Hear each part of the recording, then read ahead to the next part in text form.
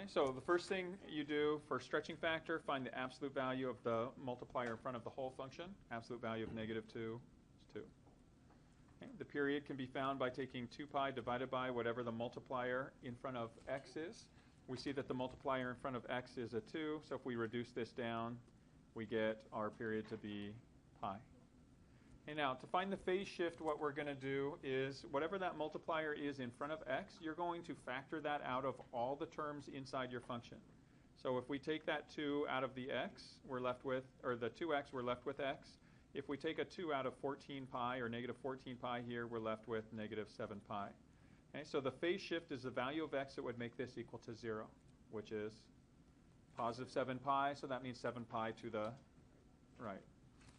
Okay. Now, to find the relative minimum and the relative maximum, what I'm going to do is just kind of quickly get a little bit of a sketch for this graph.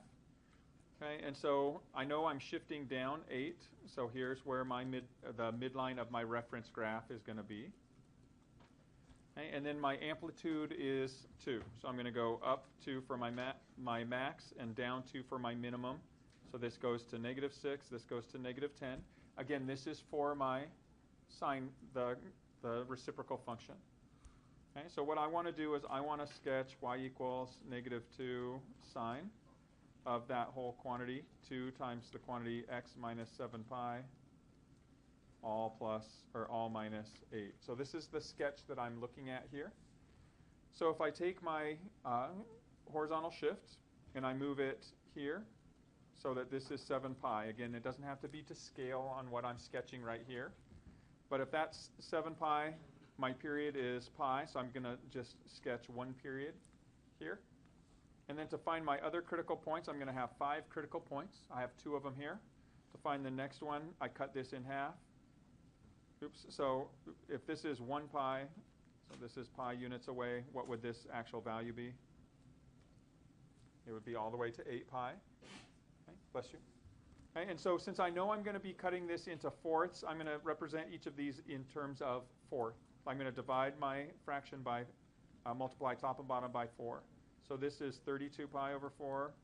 This is 28 pi over 4. And what that allows me to do is it allows me to find these remaining critical points more easily, because this is going to be halfway between them. So halfway between 28 and 32 is 30 pi over 4. And then halfway between each of these, I have 29 pi over 4, 31 pi over 4. So I'm able to find out where each of my critical points is. Okay, and so in my sketch, my sine graph starts at the midline. It would normally go up to the maximum, but because I have a negative in front, I need to switch that. So it's going to go down, back to the midline, up, back to the midline. So this right here would be one period of my reference graph. Okay, and so what I can see right here is my vertical asymptotes are going to fall here, here, and here, based on the sketch that I've drawn.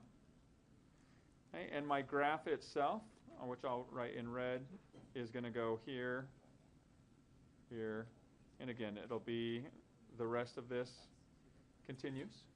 Okay, infinitely, it's periodic. Okay, and so when I look at this, my relative minimum is right here at negative 6. My relative maximum is right here at negative 10. So I can identify those.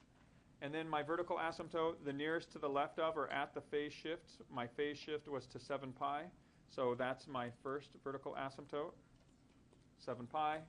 And then my next one is right here, which I see is 30 pi over 4. And if I reduce that down, I get x equals 15 pi over 2. And so those would be the asymptotes that I'm looking for. Jack? Wait, is vertical asymptote nearest at the phase shift? So the nearest to the left are at the phase shift. So the phase shift was 7 pi. So in the sine function, it's at that. In the cosine function, it would be to the left of. When you're looking at this next problem here, the stretching factor is the multiplier in front of the cosine. Absolute value of 10 is 10.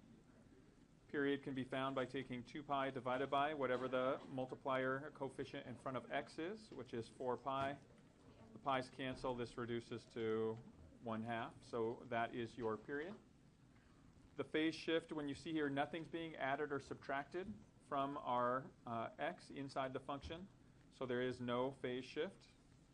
So you would type in 0 and then select no phase shift. Okay, then to find the other pieces of information, we're going to look at our sketch. So the midline of our reference graph is going to be at y equals 10. And again, what we're looking at here is the equation for y equals 10 times the sine of 4 pi x, all plus 10. The amplitude is 10, so we're going to go 10 units up from here, which would be 20, 10 units down from here, which would be 0. So this gives us our relative min and max.